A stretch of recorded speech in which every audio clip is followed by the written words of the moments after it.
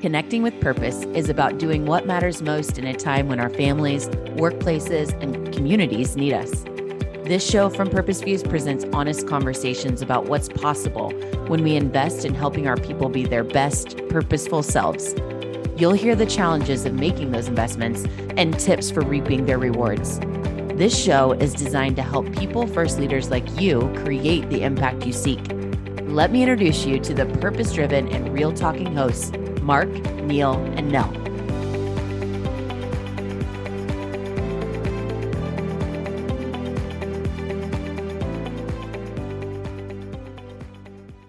Welcome to Connecting with Purpose, listeners both sides of the pond and in Europe. I'm very pleased to be joined today by Dan Winter-Bates. I'm going to tell you about Dan because he's got a very interesting dual career, and he must be one of the hardest working guys on the face of the planet, from what I can work out.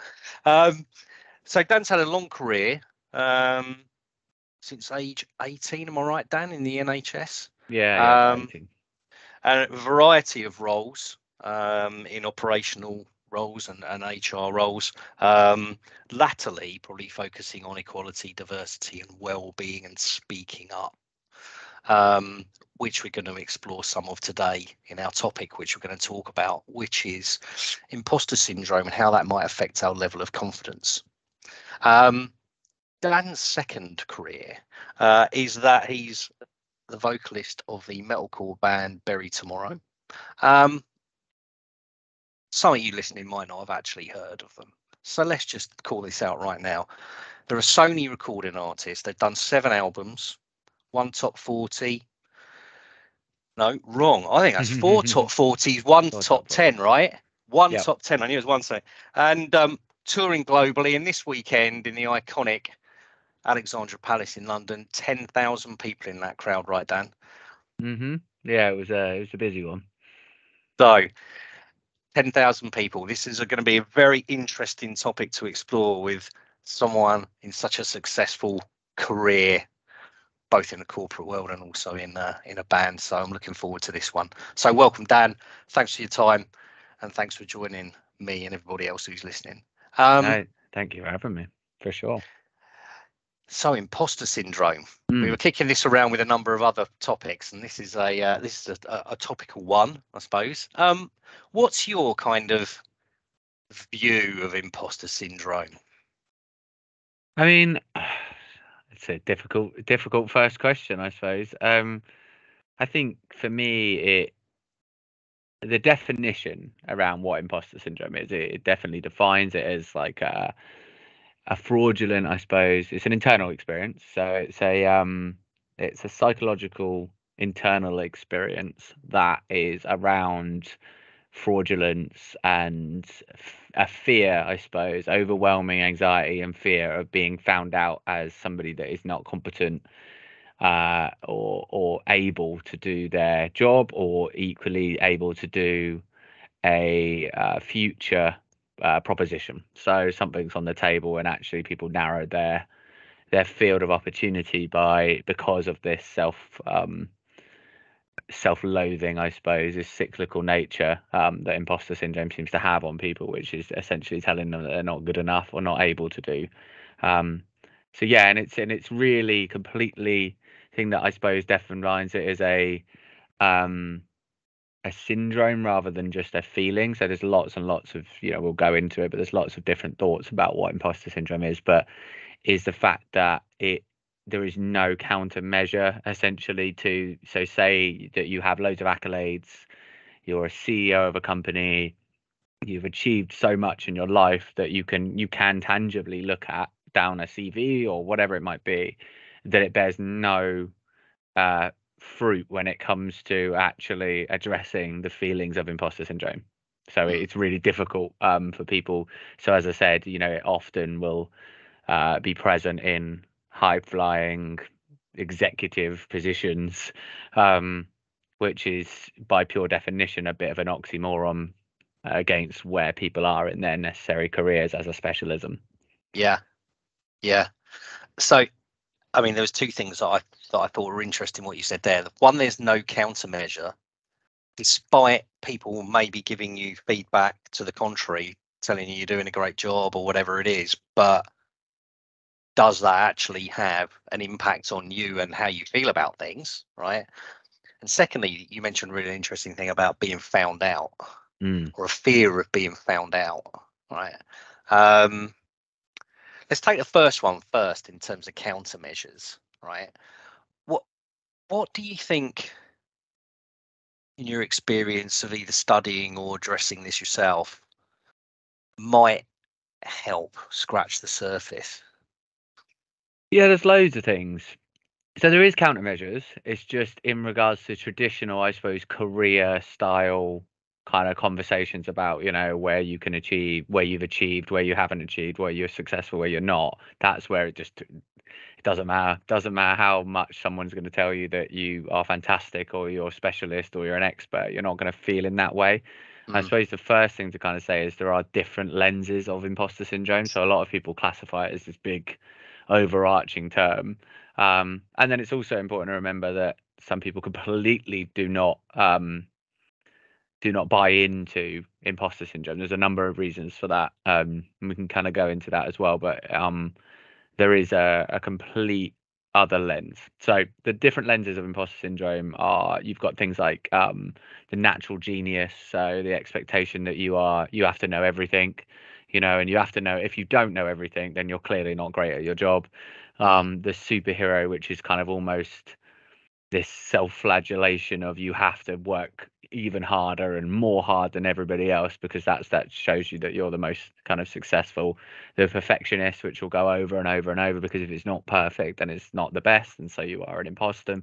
And then the other side is there's one that they classify, what is it, the individualist, the rugged individualist, which is around people finding that they avoid asking questions, which is often very present. So you've got if you ask questions, then clearly you're not great at your job, so you just don't ask questions. And so all of these, so when we're thinking about kind of how to work away from that, it's thinking about, well, the nonsensical nature of not asking for questions is going to almost be that downward spiral into not being able to achieve your job, and thus it's a self-fulfilling prophecy of, well, you're probably not achieving the things that you want to achieve because you're not asking for that help and that questions. So on things like that, obviously the clear, easy advice would be that, normalizing asking questions, normalizing asking for opinion and advice, and recognizing that anybody in any position is not greater than the sum of their parts, and I think there's a huge movement in leadership at the moment where it's really about collective leadership and understanding involvement and engagement, those kind of things. I think the things like experts, the natural genius or the expert is thinking about where are skill gaps. It's natural to have skill gaps, it's natural to have lacking in knowledge. Nobody can hold all knowledge of all things.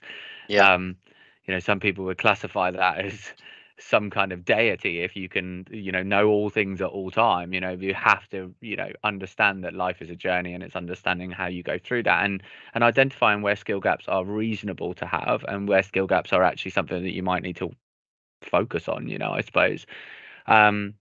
Obviously asking for help is absolutely not a sign of your competency. It's nothing to do with you being able to, well, it's probably to you able to do your job, but it's actually being able to do it is part and par of asking questions. That's super, super important. And then I think it's like normalizing measuring, our own success. We're not very good at it. So when you ask anybody, write a CV, most people, or a lot of people, will absolutely shrink into themselves, and especially on one particular point, which is supporting information, or the personal spec. Really, when you write that out, there is not many people that would be like, oh, that's it, perfect, I love writing about myself. Most people will go into a bit of a shell of going into facts and figures and this is what I've done, but it will be really difficult for them to highlight how good they are at a specific topic. And that's because inherently we are looking at other people as experts in the field. And I think, so there's that. And then I think there's also recognizing that this affects so many people. And I did, before we did it, I pulled up a quote. I was just trying to find it when we were talking about from Maya Angelou. And she says, I've written 11 books, but each time I think, they're going to find out now. I've run a game on everybody and now they're going to find me out. And, when you think about philosophers or you think about writers and you think about influential people in the world, like Maya Angelou will always crop up in, if you were to ask a cohort of people, students or whoever, influential people when it comes to quotes and, ethics and morals and that kind of thing. Maya Angelou will always pop up as one of them. And it's funny that that person is absolutely crippled with the same anxieties that those students probably are. And so it's a really important factor of really talking about some of that stuff. And I suppose the last thing I mentioned, which is a bit of a conversation stopper or starter, whichever way you want to frame it, is it's really, really important with imposter syndrome to recognize that environment, society, culture is a massive interplay when it comes to stuff like this. So, for example, women are classified as being more affected by imposter syndrome than men. Well, it doesn't take you long to realize or think what the reasons might be for that. And the reasons is that actually it might not be imposter syndrome. It might be the fact that society, and a society that has been very patriarchal, has meant that women have been subject to discrimination, exclusion, belittlement, and so now have this residual societal feeling of not being good enough or not being able to stride forward. And so it's really important when we're thinking about this to really address actually what are the feelings that people are feeling, and is that because of something psychological that's going on about self-loathing or anxiety, or is that to do with actually the environment that they're in is actually maybe toxic and maybe actually is discriminative or exclusionary. And it's really hard, isn't it? And this is where things like gaslighting come in, where to try and figure out what reality is obviously the first step of being able to kind of go, okay, well, is this me and thinking about this stuff because I need to work through some of that stuff, or actually is it the environment and society that I'm in? And then again, there's lots that are mixed up in that. So yeah, as a psychologist would do that a better justice than I have, but it is just an interesting one. Well, we're here to do real talk, right, in terms of how we see it.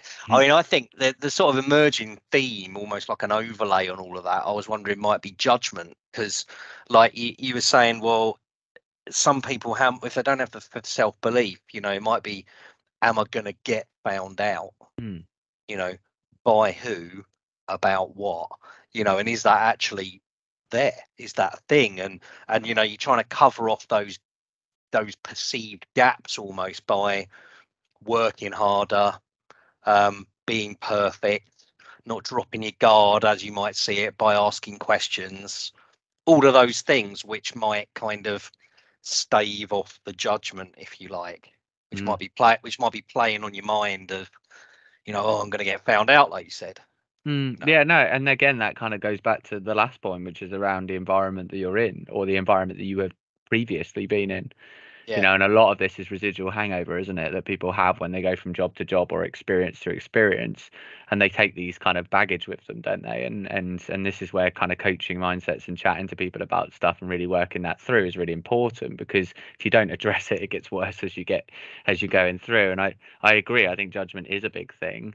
We talk in the NHS about just culture, and we talk about actually an open environment where people can raise concerns or ideas and innovations in a safety of that environment. So it's conducive of learning and transformation. It's not conducive of kind of detriment or reprimand, but I think in society for so long we've had this horrible thing of pass, fail, good, bad. There's never any, when you're a kid, it's really difficult to see the developmental part of, or certainly was when I was younger, really hard to see the developmental part of education. It was either you're really good at it or you're not. And, I was a bit academically quite high achieving, but hated school. So I was sat in this like pot of like, well, I don't care. I don't want to do this because I don't like it. I don't think they respect me. So why am I going to respect the authority that they have? And so, really went through that. But then when I would sit down and do an exam, I'd be okay at it, and I'd be good at it. I'd get A's, and so, and for so many people, they get slotted into a set when they're younger. You're in this set. That's the bottom set. But what does that do to people and their confidence when it goes to, again, thinking about the rugged individualist?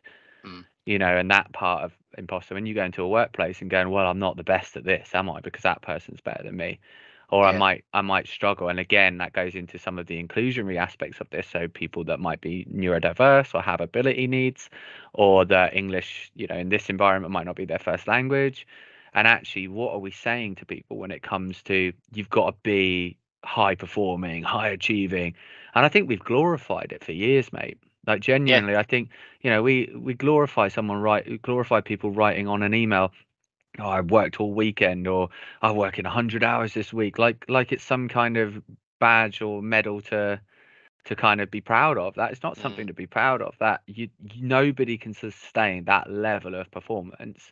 And that's why, athletes will have times of rest, recuperation, then training. And that's like, it's known, but we're glorifying this work hard, and you'll have everything you want. Again, we could go high into performance culture. High performance culture. Course, there we are. Yeah. I mean, what's your view of kind of support structures then and support offerings? Because you mentioned the gaps. Fully agree with that. In your own head, there's a gap on either skill or knowledge or experience in terms of miles on the clock, whatever that might look like. I mean, I know when I went to work, you'd think about someone, they're really experienced, they're 15 years older than me, they must be awesome, and I'm not, because I've just got here, and you're also immediately putting pressure on yourself and thinking, what's your view? I agree with you. I think, for me, support structures are really important. So at an executive level, a senior leadership level, for me, I believe that people need to surrender to themselves that actually they won't have all the answers. And that's for a number of reasons, not just imposter syndrome. It also stops arrogance and complacency at that level. More and more people are talking about corporate structures with things like shadow boards, and non-executive directors and all of those kind of things that come along with that, which are there to challenge the status quo. Just because you've worked in a company for years, just because you are an executive, doesn't mean you have all the answers. And if you surrender yourself to that, which a lot of obviously places will, and a lot of very high performing places will, surrender themselves up, we need to know more, don't we? We need to get more insights and more engagement and involvement, and flatten hierarchy when it comes to kind of these levels of discussion and organization development, and equally people development and transformation.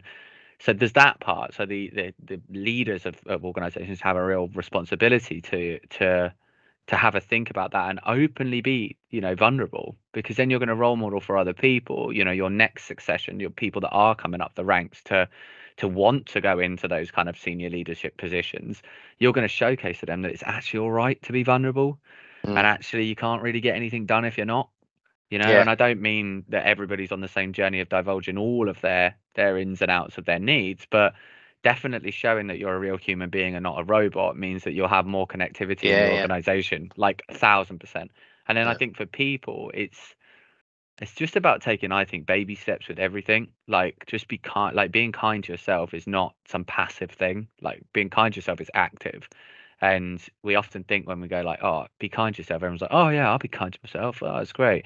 But actually, none of us practice it as much as we should, which is kind of really sitting down and going, what's real, what's not real, what's a limiting thought, what's a beneficial thought. Like, where can I be mindful in this process? Where can I start tracking what I need to track and let go of the stuff that I'm just kind of tracking against other people? And there's really fun depictions of imposter syndrome, which are like what I think everybody knows and what I know, and it's like a tiny little circle, and then a huge circle what everybody else knows, and then there's actually reality, which is they're both exactly the same circles. And we do it a lot, don't we? We do it in relationships, we do it in work, we do it in everything. Like, we'll see someone do something impressive and it will almost hurt. You'll be like, oh my God, like, I'm not that good. And they're either at the same position as me or the next position or maybe lower position. And we'll go, oh my God, like I need to be as good as that. Not, wow, isn't that amazing that person just did that? Fantastic. The same as a relationship. You'll see a couple walk down the street and you'll go, wow, they must have it all together. Look how perfect it is. I bet they don't argue. And they might be arguing in silence. It's absolute nonsense. We can't like, assumption is absolutely horrific. It's the worst thing you can ever do. You've just got to maintain and understand reality, right? And if you don't know reality, don't assume, because you'll send yourself west. It's the same as things like health anxiety and stuff like that. Like, if you ever want to send yourself completely west, Google your symptoms. But I would implore everybody as an NHS member, please never Google your symptoms. Never do it. It's the worst thing you could ever do. It's that kind of, so when we tend to do that when it comes to personal accolades and achievements, like yeah. But it's on that judgment point about being in your own head, like where you were saying, oh, I bet they've got a great relationship, or that guy's done that amazing thing this week. What's happened in the other 10 years, and it's just what you notice and build up, I guess, at least it is for me, about, was I ever going to be able to get there or do that or experience this, or but also be a sponge, learn, like, if that person's impressive, or you're, or you're like, wow, like, I'd love to know that, like, just learn. That's vulnerability. So the reason why vulnerability, people like Brené Brown, so obviously huge leader in leadership space, very, very, like, sought after human being when it comes to her thoughts on certain leadership aspects in companies and organization development. But, like, one of the things she says is vulnerability is the birthplace of transformation and growth, right? And she's absolutely 1000% bang on, is that you cannot change or grow without an element of understanding that you have gaps. You can't, because if you're like, oh, I want to grow, but I'm perfect, well, you're not going to grow, are you? So, and organizations, people, leaders, whatever it is, however you want to frame it, surrendering yourself that you can be better than what you are today. I mean, whether that's on a educational purposes, an experience basis, a thought process, a ethics, morals, whatever it might be, that's a beautiful place to be for you to start from. And we're all on that journey, and everybody's been on it. So if you see something impressive, go, I'd love to learn more about that. Can you talk to me about, where you got that mindset from, or what inspired you? And that's the beautiful part of, like, collective leadership, is where you can go, well, as a company now, or as individuals, we're better than what we were before, because there will absolutely be stuff that you bring to the table that nobody else has experienced. 1000%. I mean, there's no one goes along life, they meet someone random and then they go, oh, we've experienced exactly the same life, haven't we? Because even if you are identical twins going through this world from the same upbringing, same background, same jobs, like, you still will experience life from different lenses, no doubt about it. So you have to have that conversation. I'm loving the be a sponge. I mean, really important. Another thing which we've touched on in the past, and not wishing to do it a disservice because we've got a fast moving call today, but the role of authenticity, right? So being authentic to yourself, your purpose, how you want to go about things and what's important to you and your values, and how that shows up from the perspective of judging yourself and thinking, am I actually being true to myself here? Am I allowed to be true to myself here? Do I feel comfortable enough to be myself here? Am I supported to be myself here? And by the way, understanding a little bit about what that might be. What sort of role do you think that authenticity and knowing and understanding that for yourself, allied with your purpose, plays into feelings of doubt or imposter syndrome or the like? Yeah, I think it's part and part of it. I think it is one of the major drivers probably behind it. And as you mentioned, am I allowed? Can I? Have I been before is another one. A lot of the time when people aren't authentic, it's because they've been in a situation which they might present where it was a bad thing that they were authentic. They might have been burnt for being authentic or their true self. Like, I think about myself with, my like tattoos, like, and being in a senior leadership position, or have been for a little while, like in the NHS, like, I am always thinking that in the back of my mind, like, oh, how do people view me? Do people view me as professional? Do people view me as not professional? Like, do I talk about my band? Do I talk about what I like to do in life. I'm from an alternative subculture. Do I talk about that stuff, or do I just keep that quiet because that's not professional? I've gone through this for the entire time I've been in the NHS, like really thinking about, and certainly the amount of time that I've wanted to progress in the NHS and do, kind of become into more leadership positions. And it really kind of comes down to it, like, it takes practice. Nobody is going to be like, oh yeah, this is me, I'm truly authentic. Like it takes practice. And also true authenticity, which is a weird framing, is there's so many different lenses of what your true self is. You might not have a good perception of what you truly are. So what I would say is that when people say I'm being authentic, that sometimes caveats inappropriate, like negative. Oh, I'm just being myself. How many times have you heard someone? Oh, I don't mean to be rude, but I'm going to be rude. Or I don't mean to sound discriminative. I'm going to be discriminative. Like, you can't precursor something and then do the exact thing. That doesn't mitigate the need to be responsible. So it's like, for me, like, understanding true self is also about delving into how others, and this is where the imposter syndrome is scary, how others may perceive the actions that you provide or you have done, through things like 360, reviews, or just, really great support networks or engagement opportunities or appraisals or one-to-one conversations. All of these kind of things from an organizational perspective can help you start to build a very realistic picture of yourself. Because echo chambers are very real in organizations. They're very real in life, where you just get into your set and you go, well, everything's fine then. And so for those people that aren't experiencing imposter syndrome, I'm not trying to thrust them necessarily into that space, but it is important for authenticity perspective that you have different perspectives that are giving you that. And so for somebody that is going through imposter or self-doubt or self-worth issues, where they're thinking, I don't add anything. Well, one, it's nonsense. Everybody adds something. Everybody has something that they can give. Everybody has their own perspective. Nobody doesn't have a skill, a talent, a way to connect with somebody. Everybody is worthwhile on this planet, and that's a real thing that is really difficult for people suffering with mental health related issues to deal with. I go through chronic depression, generalized anxiety disorder. That's something that is really marred up in my imposter syndrome. But that is really important for people to remember. You are the best you, not wanting to do a bathroom quote for everybody that they can hang in their bathroom, like live, laugh, love, but you are the best you. And so the other aspect of it is when you can connect with people on a level where they can give you that, do you know what you mean to me? Do you know what you've done for me? Because you can't deny that, which is lovely. So when you have a conversation with someone and they go, oh, do you know that you did that little thing? You had no idea of what you did for me.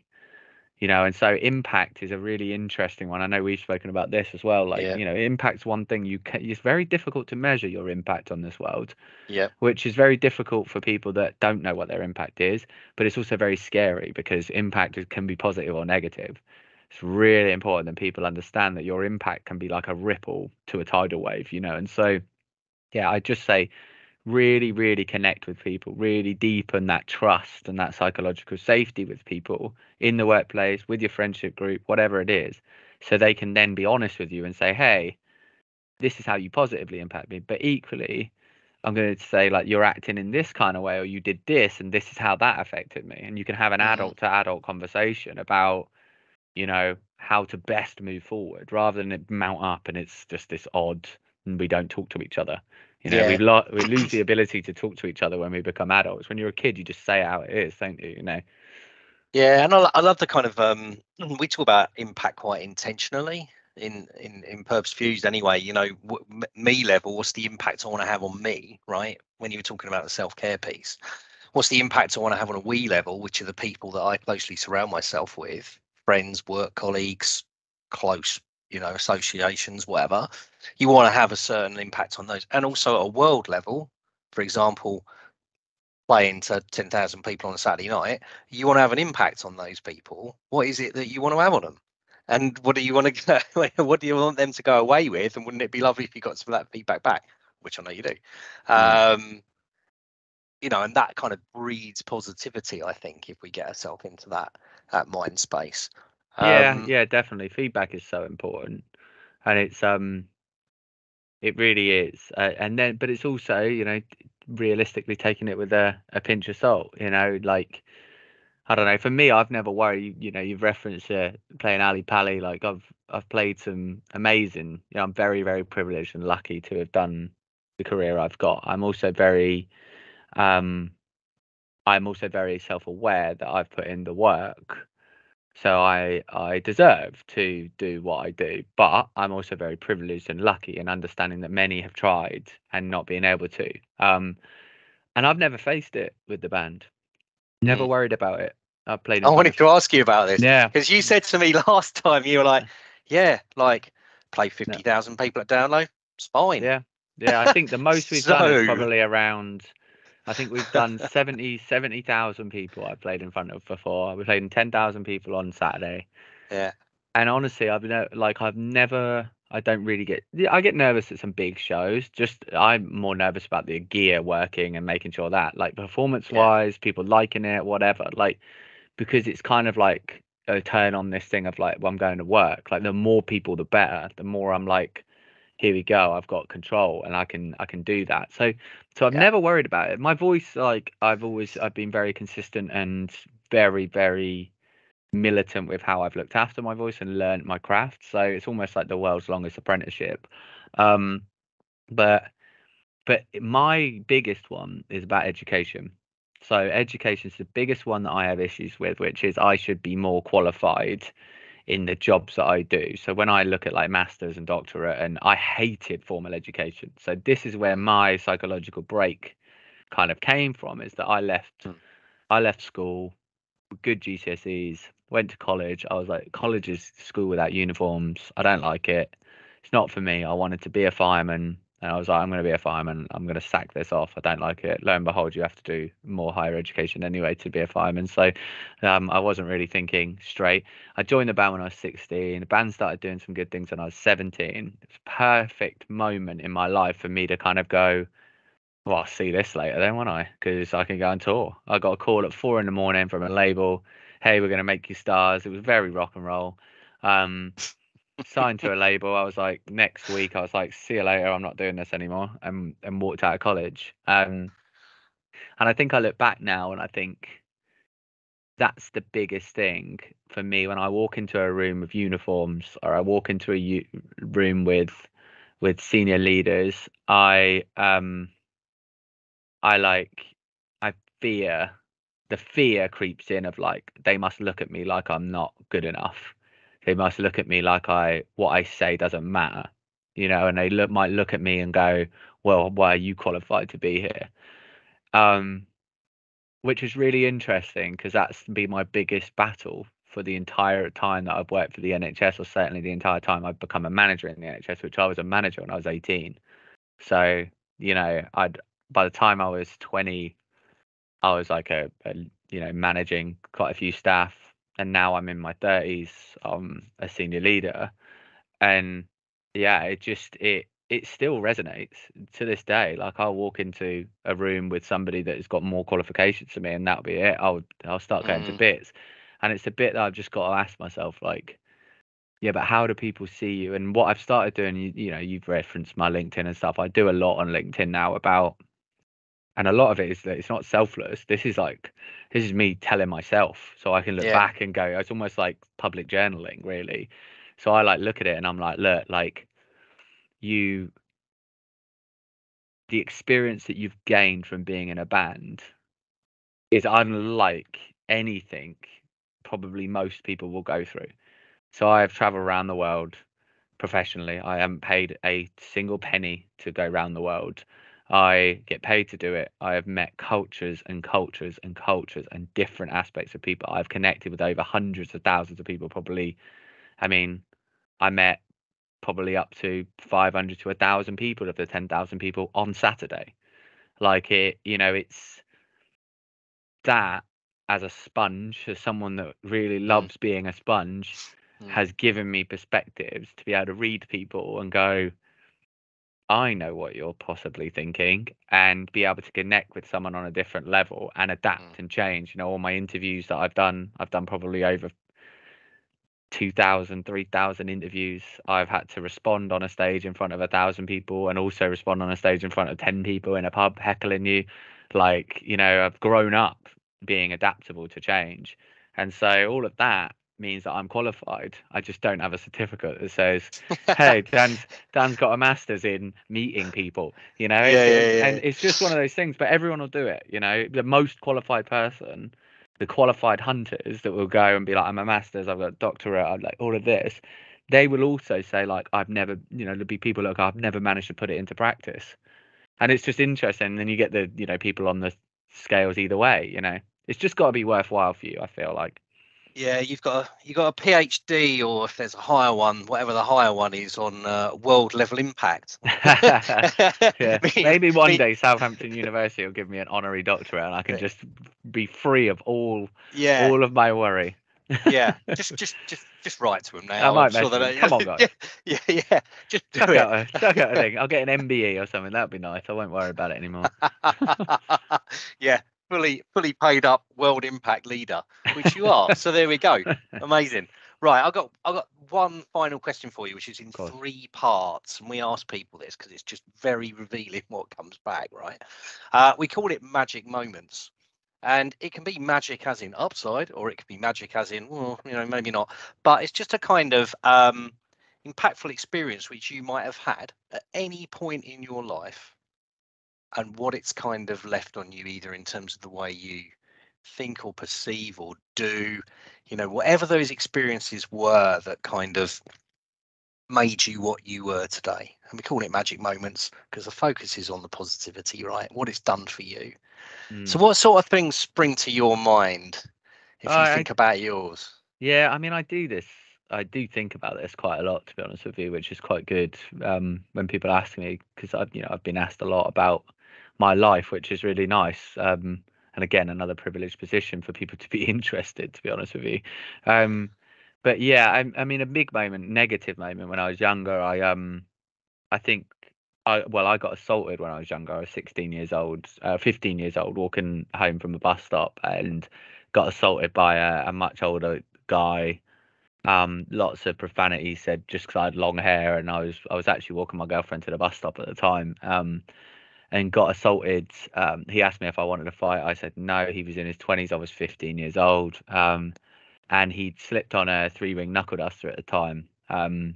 Without me knowing, and yeah, he busted up my face really bad. And I kind of stood there, and I remember thinking, like, what is going on? Like, he hit me, and I think he expected me to fall on the floor, and I just kind of looked at him. And I'd done martial arts when I was younger, not that helped at that time to stop my face being split open, but it probably helped me be able to take a punch. And I remember just looking at him, like, not a motive or anything, like, I'm so confused, and I watched the color drain out of his face and him run. And then I realized he'd really done some damage. And so I went home, and and it took me so long to figure that out. And I never went for any counseling, and I probably should have done massively. I never worked it out in my own mind, like, and I became very, very angry. And I shaved my head the next day. I had long hair. I shaved my head. And just completely changed my identity. Started working out. That was where I had real problems with eating disorders, bulimia athletica, that kind of stuff. And so from an impactful point of view, it changed everything. It changed my view of safety in the world. It changed my view of me, you know, and how people view me and perceive me. It made me fearful. It made me angry. It made me I think it made me respect authority a little bit, because the police really helped me out. Obviously, I had a lot of love for healthcare anyway, but it helped me with that. I had my nose reset into place, and it wasn't as straight as it is now, so that helped. It was helpful. But it made me suppress emotion, and then that leads me on to my second point, which, again, sorry to keep it in the negative world, but when I was 26, I went through crisis. Not over, like, insanely bad, but it was pretty bad. I was in a really, really bad way, mentally. You know, I was working for a major acute hospital, Southampton University Hospital, and I remember touring with Architects, 2016, best tour we've ever done. And I remember being on the tour, just like watching myself. Like, it was really weird. I'd then come off tour and I'd go back to work, and I was just like viewing myself walking into work. I remember it vividly, and I remember being like, "What are you doing? Like, not happy? You're not sad? You're not up? You're not down?" Like, and I got engaged, and all of this stems back to the fact that when I got assaulted, I suppressed all my emotions. So I was like, I'm not going to be up. I'm not going to be down. Because if I get up, I'm going to do something really bad. Like if somebody gets in my face again, it's going to be really bad. And so I just suppressed everything. I wouldn't be happy, wouldn't be sad. I'd go to family funerals, wouldn't cry at birthdays, wouldn't be happy. It was just nothing for, all of those years, 10 years post. And then when that happened, I could not be happy. And it sent me into an absolute spiral. So mentally, I couldn't fathom it. I was up and I was down and I was up and I was down and I just couldn't figure it out. And so for weeks and months after, I really struggled.